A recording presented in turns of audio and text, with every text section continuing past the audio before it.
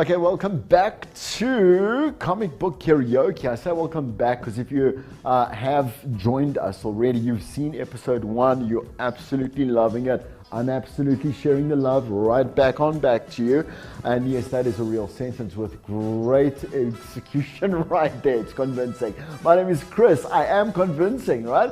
As your guest, your resident, no, not your guest, I'm your resident, I was going to say super geek. I'm not there yet, I'm just a geek, but I do surround myself with a bunch of super geeks as we travel through this 6-episode journey of Comic Book Karaoke.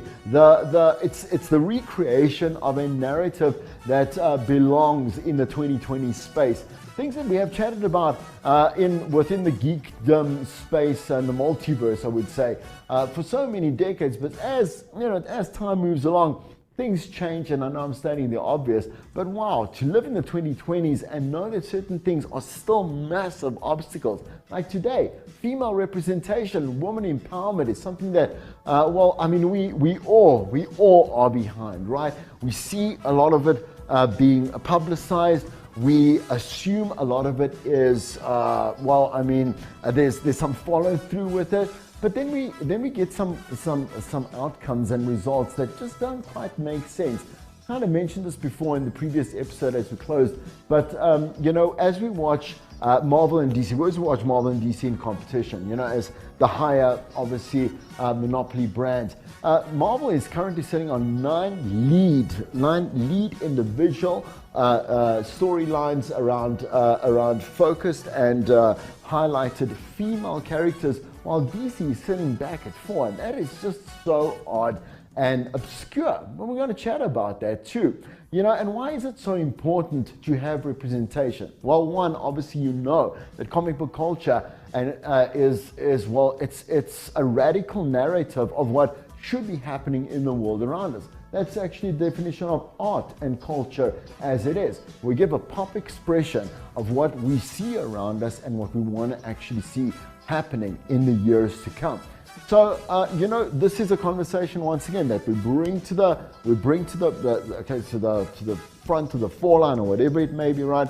And even watching, if you go watch a lot of, media that surrounds this particular topic, we find that a lot of women don't even know where to stand with this. But we do have enough women in the creative space and the creative seat to be able to also take a bit of accountability. All right, giving you a bit of an introduction there. I should be saying hello first to Michelle Aiden, who is, she's a voiceover artist, she's an actress, she's one of my really good friends, but also she's a really, really big female activist. She's got a lot to say about a lot of stuff.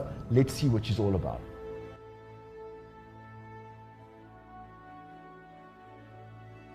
Hi, my name's Michelle Aiden. I am 1,000 years old, and welcome to my She Shack. I am a geek. I may not look like a geek. I look like Barbie, clearly. But I've been a collector all my life. It started off with small things like little rocks, little seed pods. I was a grave robber. That's really actually how it started in cemeteries, just stealing things off graves, to the horrified expression on my mother's face, because that's not really something you do, is steal flowers off other people's graves.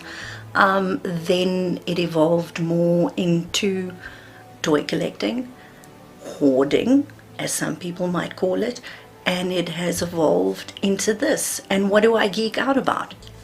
Everything. As you can see, there's no rhyme or reason. There's Ghostbusters, there's Barbie, there's My Little Pony, there's Star Wars, because I don't like to be boxed in. If I love it, it's here. So, hey. Hey. Hey. Hi, hello. You can see that obviously we have a very different relationship because we have known each other for 20 years. It was what, when the first Superman comic came out? I was going to say when the dinosaurs were still around. But we can go with the first Batman comic, because Batman predates Superman.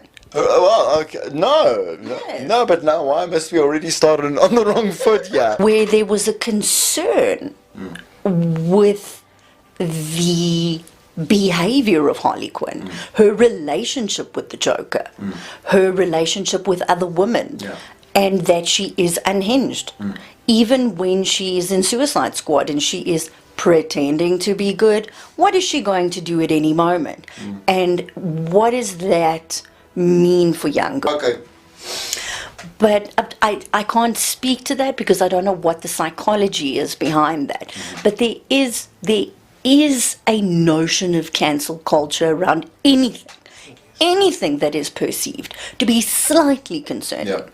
I mean, behind us, I've got a Lobo comic. Is there a character that is more concerning? Yeah. I turned out okay. I have yet to Devil's Door on anybody. And I have read exclusively Lobo. Yeah.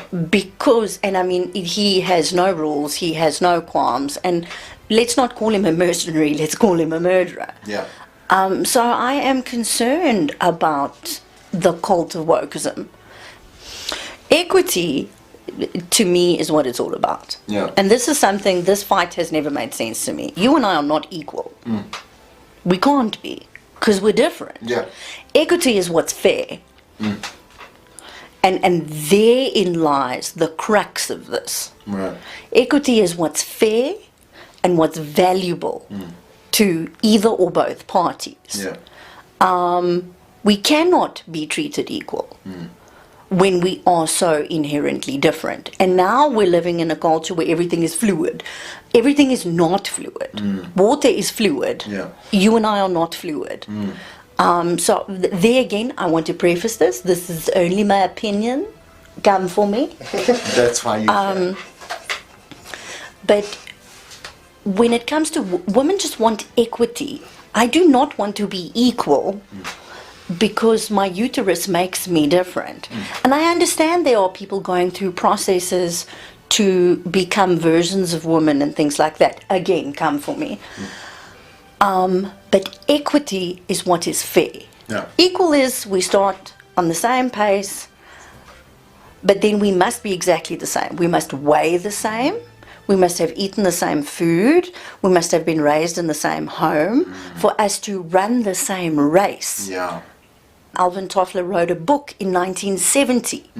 Now, fire is invented 400,000 years ago. 5,500 years ago, we invent the wheel. Yeah. Now, that's a large span of time. Now, in the last 20 years, we have invented so many things that we cannot, it's like this, actually deal with what is happening. So, 150 years ago, my 10-year-old daughter would be working in a workhouse. I would be dead because I'm 42, and that is my life expectancy. Because there is no real sort of middle class for where I would be. I would be dead. She would be working. My husband would probably also be dead, and that would be her future. So we're much better off now. However, that is not the situation we find ourselves in. So there's marked improvements for women now. But now we want everything to change now. Yeah. I want to be the CEO of Marvel Comics tomorrow, and all men are trash. There's always a pursuit of excellence. There's always the pursuit of beauty. Even men. In one of the things that you sent me, there was a mention of Deadpool, there was a mention of Hulk, and there was a mention of The Thing. Now, neither of them, even in shape, they are still muscular within a sense of grotesqueness. They are, Deadpool looks great if you just don't see his shrivelly burnt skin. There's still a sense of an aesthetic there that is beautiful. We strive to look at beauty, and we're all attracted to it, whether we are attractive or not. So I think when artists draw, they are drawing what they perceive. But it's a fantasy. It's a fantasy of perfection. So this strange thing that we must now draw the ugly girl next door, or next door to that girl next door. But will she be a villain? Yeah, or will, is she now going to save the world with no money, no future, no education, 1 So foot. she's got to have a couple of 1 problems. foot, 1 arm, 1 eye. Her hair's Oh my falling word! out. Please, you know what I'm I saying? visualize these things. But this is now the absurdity of these things. We now need to make the struggle even harder for this person to succeed. Yeah. We like to look at beautiful things. This is why we have posters of heaven. How old am I? Brad Pitt. And does anyone know who that is still? My dad told me about him. So there is a lot of value in what's happening, but then there's so much malevolence and malfeasance, and there is so much. It's not discourse. There's not conversation happening. It is just fighting. I am right and you are wrong. Yeah. And the other side is going, no, I am. That you can't have a conversation going, well, you know, when I was 10 and I read Yes. X-Men, Yeah. that really made me feel bad. And I can go, wow, I didn't have that experience. I'm so sorry. Yeah. Let me tell we you can't more. tell me more about Yeah. you that Barbie made you feel bad. Yeah. And not in a bad way, that we can have discourse about that. Yeah. And or Princess Leia changed my life, or I feel that the way that they drew Catwoman and that Brokeback thing, that really made me feel sexually inadequate. Adequate, yeah. But that we can have conversations instead of just going, all male animators must be fired Yeah. because it's gone Because there. that's going to fix the problem. Because that's not going to fix. Because women don't see themselves the way men do. I mean, how many poems have been written that go, if only you could see me the way I see you? I think women need to embrace themselves and rock on with their curves, and I love the sexy comic book characters. I'm all about it. I think women are objectified a little bit much, but at the same time I can't complain. They're beautiful and I really like looking at them. So I'm kind of on both sides of the issue, really. I mean, then again, like, people who put themselves in front of the camera or in the public eye need to be aware of what they're doing and the roles that they're taking. I mean, considering what we do, we're pinup models, you know, I can't really get upset if somebody wants to come over and ogle us because there's pictures of us half naked, you know, behind us. So That's good, because that was actually next on our itinerary, was to the ogling part. excellent. I think it's great. They're all very sexy. Perfect. That's the way it should be at all times.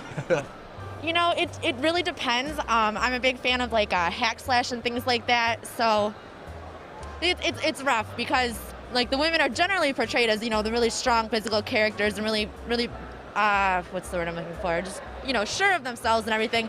But then occasionally you get the portrayal of the weak, helpless female. It's not so much now, I think, as the industry's you know, increased with female popularity and everything. But yeah, girls can kick butt. Boys just can't kick butt like girls.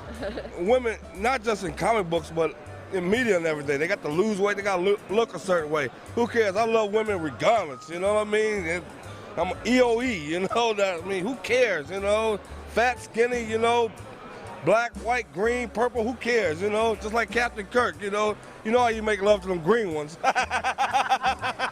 I think that women in all media in general are kind of degraded in a sense. All their costumes are very impractical in most movies and in comics and video games. I mean, I know they're trying to get that sexual tension in there, but it gets a little bit ridiculous. You know, obviously, you know, being Spider-Man, I guess I don't really have a whole lot of room to talk. All I'm wearing is a spandex bodysuit, but you know, it's not too practical for people to be fighting crime wearing pretty much nothing. if you're writing the character as a real strong female character and you want to include some of the sex appeal, it's one thing, but to simply, you know, because, I don't know, it's hard because as long as they're confident and like aware of, you know, of their sex appeal and using it to their advantage, it's one thing, but sometimes they do go a little overboard where it's all you can focus on, and it's like that's not really what the comic's about. It's not about how everyone looks necessarily, it's about what they're capable of, kind of thing.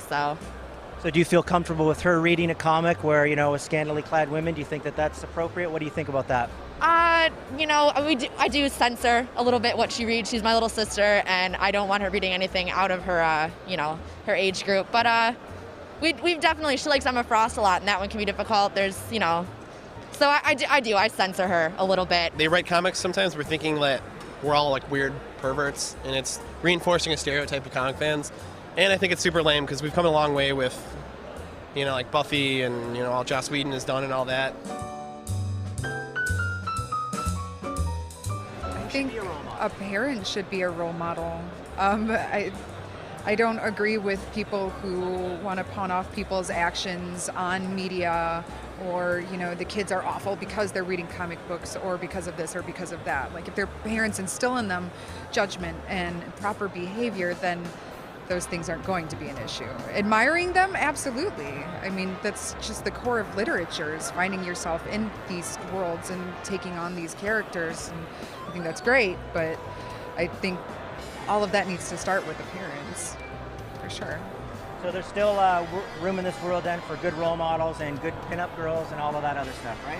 That's basically what it is? Absolutely. Everybody needs to be an individual and find their way and find themselves, and you know, brings out everybody's creativeness and artistic abilities in everybody, instead of being on the mainstream.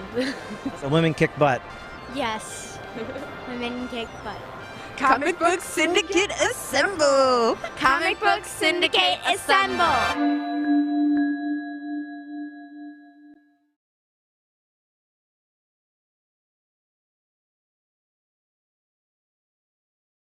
Do you feel any sense of guilt at all that as a philologist, as a professor of English language, with which you were concerned with the factual sources of language, you devoted a large part of your life to a fictional thing?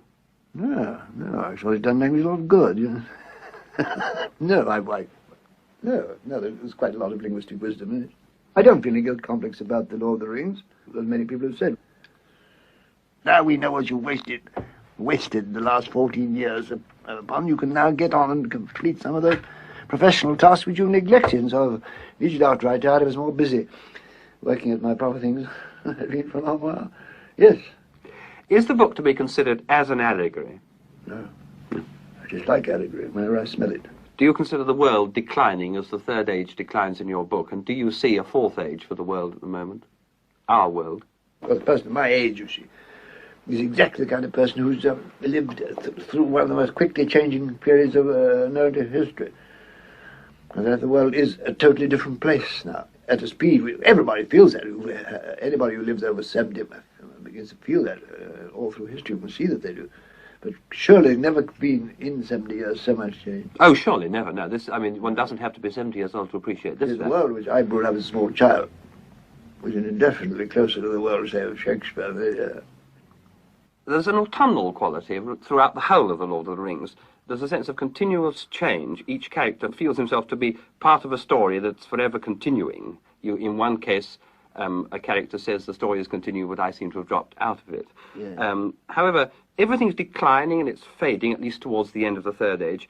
Every choice tends to the upsetting of some tradition. Now, this seems to me to be somewhat like Tennyson's "The old order changeth, yielding place to new, and God fulfills himself in many ways." Where is God in The Lord of the Rings? You mentioned once or twice. Is he the one above the elder? The one. Despite the continuous war between evil, personified in Sauron, and good, you never personalize or personify goodness. Good is there, but it's totally abstract. You don't attempt to ascribe any godship to it, particularly. No, this isn't a dualistic mythology it's based on, no, certainly not.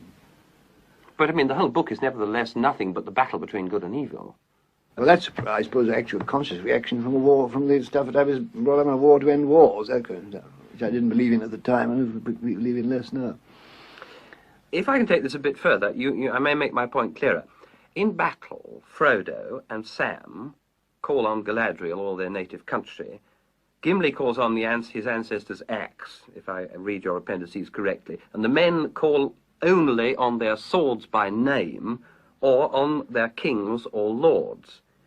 I would expect them to call on their gods, and yet amid thousands of names, you don't name the deities of any of the races you've invented. Why? Have they no gods as such? I would have thought a story of this sort was almost dependent upon an intense belief in some theocratic division, some hierarchy. There is indeed. That's where the theocratic hierarchy comes in. The man of the 20th century must, of course, see that you must have, whether you believe them or not, you must have gods in a story of this kind. But he can't make himself believe in gods like Thor and Odin, Aphrodite, Zeus and that kind of thing. You can't believe that the men in your story would have called on Odin. I couldn't possibly construct a mythology which had Olympus or Asgard in it, on the terms in which the people who worship those gods believed. God is supreme, the creator. Hi guys, my name is Adam Barker. Welcome to my collection. I hope you see something here that you like, something that you remember from your childhood, and maybe you also enjoy collecting. So I'm going to take you on a quick tour around the display case. As I said, hopefully there's something here that grabs you, that sort of excites you again, or hopefully there's something that you remember. They say, oh, I remember having that, or maybe even saying, oh, okay, I've got a better one than that, Adam. I'll send you a pic. That's also cool. Anyway, I hope you guys enjoy it, and I will chat to you a little bit later about some of my favorite pieces. But let's go through the room and see what's here. I'll see you guys now.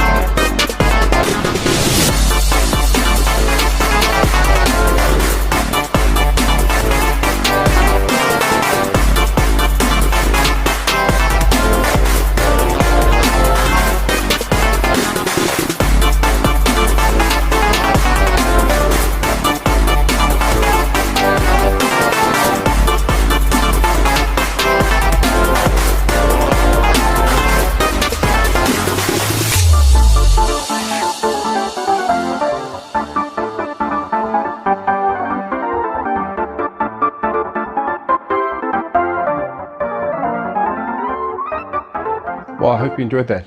So when Chris asked me to do this video, he said I must focus on a couple of pieces that mean a lot to me, that have a story attached to them, or something meaningful to me. And so I chose a couple of pieces, and I hope you guys will dig them. Probably the first thing that I chose that sort of jumped out to me was this Leonardo figure. And it's not a especially great specimen of a Leonardo figure. It's not in the best condition, but the reason why I dig it's because it's mine from childhood. It's probably one of 2 or 3 pieces that I've got left over from my childhood, and this one was played with all the time. I absolutely love this figure, and so this is such a special memory for me. It just reminds me of why I started collecting again, is that the joy that you have on a birthday morning, opening up your presents and finding a new minty fresh Ninja Turtle. Nothing better in this world than just, man, when every time I see him, I just remember going back to that, being 6, 7, opening it up and just having such a jaw, and remembering how life could be cool in the 80s and still a lot of fun.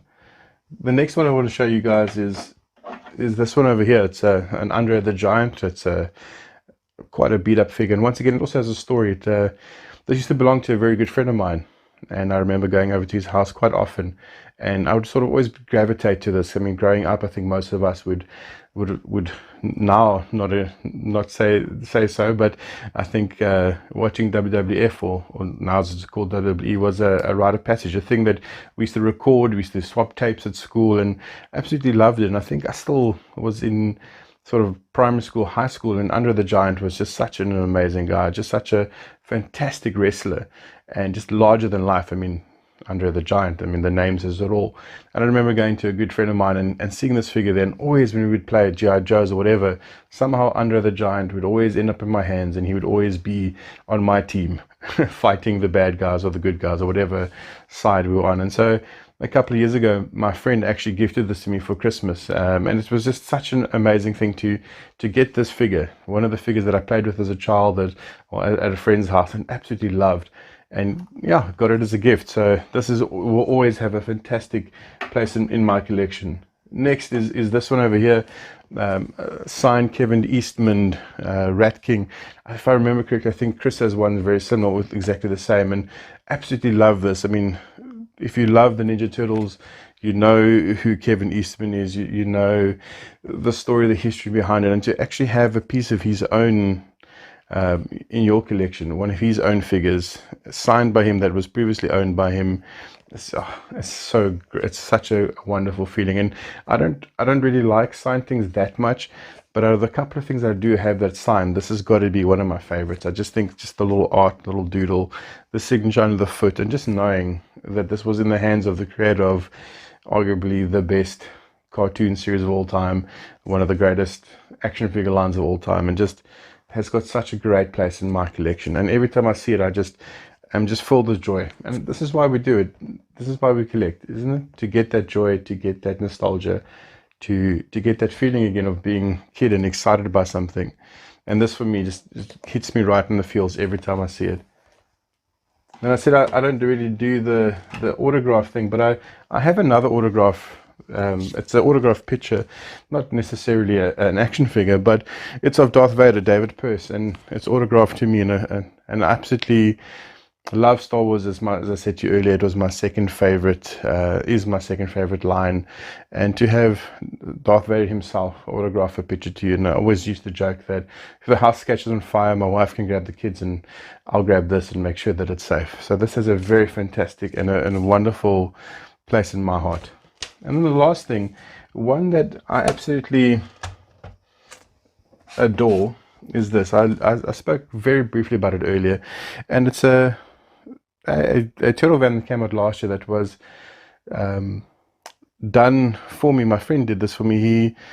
He does customs, or he did do customs up until last year, and he's now struggling a little bit health-wise and hasn't done a custom for a while. And if I remember correctly, this was his last custom. So even that adds more to this for me, that it's an absolutely such a great job that he did. He fabricated the top and a couple of things and did the paintwork, put on new wheels, and then did a custom job on the old April O'Neil there. Not to speak of the not to speak of the back, the sort of the card art as well that he put on. But just every time I see this, I'm very touched by a friend that would take the time to do this for me, that would take to use his skill in such a way to make my collection look a bit better. And this is just for me, it's not probably in a monetary value as valuable as some of the other figures, but for me, I would never get rid of this. This is for me just absolutely, yeah. Every time I'm a bit of a loss of words to describe it properly, but for me, it's what collecting is about. It's not about the big things in our collection. It's not about the really expensive things. It's the things that have stories. And that's why we collect, isn't it? Because it reminds us of when we were younger. It brings back a bit of joy. It brings back a bit of that laughter and that love. And it's something that I share with my boys. I've got 2 sons, and both of them love collecting. The one's quite small, but the older one, he gets it and he loves it. And he knows the stories. And that's what it is, passing down the stories of our figures and the things that we collect and that we love, and sharing it with others. And you'll see some amazing collections. And it doesn't have to be huge. My collection is by no means huge, but it's also not small. It's what I believe is what I have, and I'm proud of my collection. I think all of us can be proud of our collection. We must never feel that we are lesser collectors because we have less, or that we're more collectors because we have more. I always believe that we need to be thankful for what we have, and this has taken a long time for me to get some of these figures and to get them the way they are, but that's part of the fun, isn't it? Looking for the figures, collecting it, and finding things like this that are once-offs or signed things that not everybody will have, that just makes your collection your collection. Anyway, I hope you've enjoyed your time here in front with my collection, and hopefully I haven't bored you too much with loves and turtles and Star Wars and all that jazz. But just remember why we collect. It's because it brings us back to a time in our lives when it was simpler. And I think a lot of these figures remind us of the joy that we had as kids, and we get a little bit back now in times like this when life is maybe not so joyful, and then things aren't that easy. We can look back at these and remember a time when we were. But I hope you guys have a wonderful time and enjoy this journey that Chris is taking you on, and that you find some really cool things and see some amazing things. And I want to end off with what my Ninja Turtle friends would say is, Cowabunga dudes, let's be radical. Have a good one, guys. Cheers, bye. Love Michelle. Soma introduced her, Soma, and then we went right into the conversation, which is, I mean, it's great. I love the statements. I love the obscurity, because I'm not as smart as Michelle at all, and so they become obscure life learning lessons for me. We'll have more of a conversation with Michelle in part 2, so stick around for that. I want to kind of just, I'm going to lean back for a moment, because I have mentioned before in episode 1 that we will have super geeks that are joining us virtually that represent certain sects of our culture. I want to go to original gangsters, okay? So gangsters, OG fans that have been around the fandom space for about 30 to 40 years. And, you know, I couldn't get someone that is like 65 or 70, it would have been great.